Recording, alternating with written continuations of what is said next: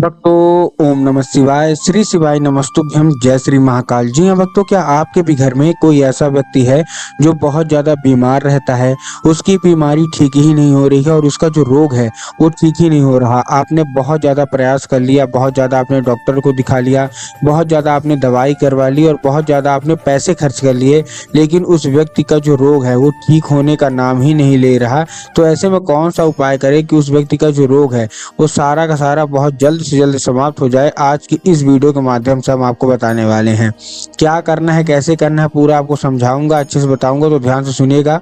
पूज्य गुरुदेव के द्वारा बताया गया उपाय ही मैं आज आपको बताने वाला हूं और पूज्य गुरुदेव का जो ये उपाय मैं आज आपको बताने वाला हूं, इसको करने से बहुत सारे लोग तो ऑपरेशन थिएटर से भी बाहर आ गए थे। क्यों? केवल और केवल ये उपाय में इतनी शक्ति है। तो बस आपको ध्यान से करना है इस उपाय को कि करना कैसे है। अगर आपने आज का ये उपाय कर लिया तो आपकी सारी की सारी मनोकामना बाबा भोलेनाथ अवश्य रूप से पूरी कर देंगे और आपकी जितनी भी बीमारी है, जितना भी रोग है, सारा का सारा समाप्त होगा। जैसा कि आपको पता है कि पूज्य गुरुदेव की जो कथा होती है उसमें बहुत सारे लोग आते हैं और पत्र के द्वारा अपनी मनोकामना गुरुदेव तक पहुंचाते हैं। मतलब वो क्या करते हैं, पत्र लिखते हैं गुरुदेव को। पत्र जब गुरुदेव के पास पहुंचता है, गुरुदेव पढ़ते हैं तो क्या उपाय बताते हैं। तो जब गुरुदेव के पास बहुत सारे पत्र आए और गुरुदेव ने देखा तो उसमें जब गुरुदेव ने उन्होंने क्या बताया, उन्होंने उपाय बताया, 3 से 4 उपाय। जब बहुत सारे लोगों को क्या थे, यही प्रश्न था कि गुरुदेव हमारे घर का एक व्यक्ति है, बहुत ज़्यादा बीमार रहता है, किसी की किडनी खराब हो गई है, किसी को डायलिसिस चल रहा। बहुत सारे लोग तो ऐसे थे, गुरुदेव हमारा जो मतलब हमारे घर का जो व्यक्ति है उसको कैंसर जैसे कि भी लक्षण आ रहे हैं, कृपया करके कोई उपाय बताइए। तब गुरुदेव ने 3 से 4 उपाय बताए थे और कहा था केवल और केवल ये उपाय कर लेना, तुम्हारे घर का जो कोई भी व्यक्ति बीमार रहता है उसकी बीमारी 100% समाप्त तो होगी ही होगी। लोगों ने जाके घर में वो उपाय किया और उपाय करने के बाद गुरुदेव की कथा में वापस आए और वापस आने के बाद गुरुदेव को फिर से पत्र लिखा। लेकिन इस बार आप जान के हैरान हो जाओगे कि ये वाला जो पत्र था ये गुरुदेव को धन्यवाद के रूप में पत्र था कि गुरुदेव धन्य हो आपका, आपके द्वारा बताया गया उपाय हमने कर लिया है और हमारे घर का जो कोई व्यक्ति था जो कि बहुत ज़्यादा बीमार रहता है उसकी सारी की सारी बीमारी दूर हो गई है। आपका कोटि कोटि धन्यवाद। तो अगर आपको भी जानना है, जो लोग भी मेरी वीडियो देख रहे हैं, सुन रहे हैं, कि आखिर वो कौन सा उपाय है जिसको करने मात्र से लोगों का जो बीमारी है मात्र 1 से 1.5 महीने के अंदर समाप्त हो जाती है, तो आज का ये वीडियो मात्र और मात्र आपके लिए। ठीक, तो चलिए चलते हैं हम लोग उपाय की ओर। लेकिन उससे पहले चैनल पर अगर पहली बार आए हैं और आवाज़ मेरी पहली बार सुन रहे हैं तो वीडियो को कर दें लाइक और चैनल को भी कर लें सब्सक्राइब, ताकि पूजनीय पंडित प्रदीप जी मिश्रा के रोज नए नए उपाय जो कि मैं उनकी कथा से सुनता हूँ, श्रवण करता हूँ, सबसे पहले मैं आपको प्राप्त करा सकूं। तो देखिए, आज की इस वीडियो में मैं आपको 3 से 4 उपाय बताऊंगा। ठीक, जो हमारा पहला उपाय है वो आंवले का उपाय है और ये आपको उसी व्यक्ति से कराना है जो कि आपके घर में बहुत ज्यादा बीमार रहता है।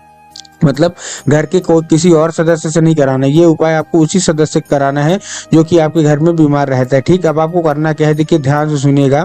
आपको लेना है 1 आंवला। क्या लेना है? केवल और केवल आपको लेना है 1 आंवला। ठीक, 1 आंवला ले लिया। 1 आंवले के साथ और आपको क्या चाहिए? 1 आंवले चाहिए केवल एक चीज, 1 लोटा जल। ठीक, 1 आंवला ले लिया, 1 लोटा जल ले लिया। अब 1 लोटा जल जो है, सबसे पहले तो तांबे के लोटे में जल होना चाहिए। इस चीज का आपको तांबे के लोटे में जल होने के साथ साथ वो जो जल है वो आपका वो कहाँ का होना चाहिए? आपके घर का होना चाहिए। बहुत सारे लोग गलती क्या करते हैं कि वो घर से खाली लोटा लेके जाएंगे और ले जाके मंदिर परिसर से जल भर लेते हैं, जो कि पूर्णतः गलत है। आपको मंदिर से जल नहीं भरना, आपको कहाँ से भरना है जल? आपको अपने घर से जल लेना है। ठीक, आपने ले लिया। लेने के बाद आपको कहाँ पहुंच जाना है? सीधा सीधा आपको पहुंच जाना है शिव मंदिर और उसी लोटे में आपको क्या आंवला डाल लेना है। ठीक, आंवला डाल लिया।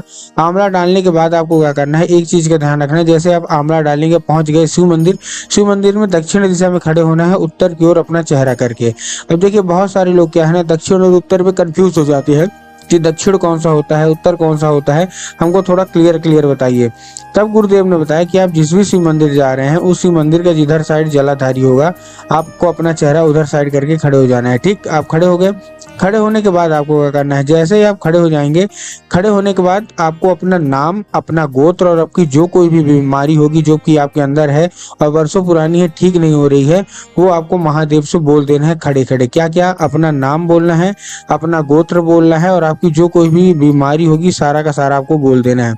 पूज्य गुरुदेव कहते हैं कि ये उपाय करने मात्र से व्यक्ति की जितनी भी बीमारी रहती है मात्र 1 से 1.5 महीने के अंदर समाप्त होती ही होती है। बस आपको लगातार शिव मंदिर जाना होगा, इस चीज का आपको ध्यान रखना है। ये नहीं कि एक दिन चले गए फिर जाना बंद कर दिया, आप लगातार शिव मंदिर जाते रहिए और उस व्यक्ति से ये उपाय अवश्य रूप से कराते रहिए। ठीक, ये था हमारा पहला उपाय। अब हम आते हैं अपने दूसरे उपाय की ओर, जो कि घर का कोई भी सदस्य कर सकता है। मतलब जिनका जितनी भी महिलाएं हैं, जिनका पति मतलब बीमार रहता है या भाई बीमार रहता है या बेटा बीमार रहता है, तो कोई भी उपाय कर सकते हैं। करना क्या है, आपको लेना है बेलपत्र की डंडी। क्या लेना है, बेलपत्र जानते हैं ना, तो आपको बेलपत्र नहीं लेना, बेलपत्र की जो डंडी होती है वो ले लेना है। कितनी, 3। अब 3 आपने बेलपत्र की डंडी ले ली। 3 बेलपत्र की डंडी लेने के बाद आपको क्या करना है, पहुंच जाना है सीधा सीधा शिव मंदिर। ठीक, शिव मंदिर पहुंच गए। शिव मंदिर पहुंचने के बाद आपको करना क्या है, जैसे आप शिव मंदिर पहुंच गए, शिव मंदिर पहुंचने के बाद आपको अर्पित करना है कहाँ, माता अशोक सुंदरी की जगह पे। कहाँ अर्पित करना है, माता अशोक सुंदरी की जगह पे। अब देखिए, जिनको पता है कि माता अशोक सुंदरी की जगह कहाँ होती है उनका तो ठीक, लेकिन बहुत सारे ऐसे लोग हैं जिनको यही नहीं पता कि माता अशोक सुंदरी की जगह कहाँ होती है। तब गुरुदेव ने बताया कि आप जिस भी शिव मंदिर जा रहे हैं उस शिव मंदिर का जिधर साइड जलाधारी होगा और जलाधारी के दाएं साइड में, क्या, जो जिधर साइड जलाधारी है ना, तो जलाधारी के दाएं साइड में माता अशोक सुंदरी की जगह होती है। तो आपको करना क्या है, माता अशोक सुंदरी की जगह पे आपको क्या कर देना है, आपको अर्पित कर देना है वो बेलपत्र की डंडी, और माता से उसको औषधि के रूप में मांगना है कि माता कृपया करके हमको इसको औषधि के रूप में प्रदान करिए। हमारे घर का जो व्यक्ति है बहुत ज्यादा क्या करता है, बहुत ज्यादा वो बीमार है। ठीक, अब क्या करना है, वो औषधि बन जाएगी, वो साधारण डंडी तो रहेगी नहीं। अब आपको क्या करना है, उसको उठाना है और उठा के लेके घर आ जाना है। घर आने के बाद आपको उसी व्यक्ति को वो जो डंडी है उसको खिला देना है। अगर वो चबा चबा के खा लेता है तो अच्छी बात है, लेकिन अगर खाने से मना करता है तब आपको क्या करना है, आपको धूप में उसको सुखवाना है। धूप में सुखवाने के बाद उसको पीस लीजिए। पीसने के बाद वो पाउडर बन जाएगा। तो जब भी पाउडर बन जाए, तो जब भी व्यक्ति आपके घर का खाना खाने को मांगे तो आपको क्या करना है, दाल और सब्जी में मिला के उसको खिला देना है। पूज्य गुरुदेव कहते हैं धीरे धीरे करके जब उसके अंदर औषधि जाने लगेगी तो उसका जितना भी बीमारी है वो धीरे धीरे करके समाप्त होने लगेगा ही लगेगा। ठीक, ये था हमारा दूसरा उपाय।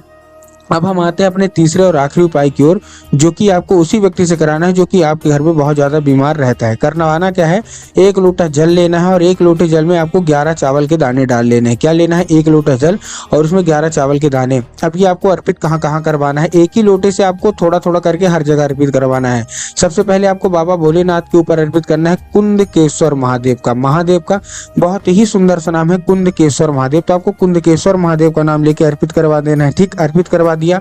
उसके बाद आपको बेलपत्र के वृक्ष के नीचे जो बेलपत्र की जड़ है वहां अर्पित कर दवा देना है। पूज्य गुरुदेव कहते हैं कि बेलपत्र के पेड़ में स्वयं माता पार्वती का वास होता है। ठीक, दूसरी जगह वो हो गई। तीसरी जगह आपको पीपल के वृक्ष के नीचे, पीपल जो होता है ना, आपको पीपल के वृक्ष के नीचे अर्पित करवा देना है। 3 जगह हो गई। उसके बाद जो हमारा चौथा है वो आपको कहाँ अर्पित करवाना है, आंवला के पेड़ के नीचे। आंवला जानते हैं ना, तो आपको चौथा जो है आपको आंवला के पेड़ के नीचे अर्पित करवा देना है। और उसके बाद जो हमारा 5वां है बूंद आपको कहाँ अर्पित करवा देना है, आपको अर्पित करवाना है समी के पेड़ के नीचे। पूज्य गुरुदेव कहते हैं कि अगर आपने 5 जगह आपने अर्पित करवा दिया तो और अपनी मनोकामना मांग ली तो आपकी जो भी मनोकामना है मात्र 1 से 1.5 महीने के अंदर अवश्य रूप से पूरी होगी ही होगी।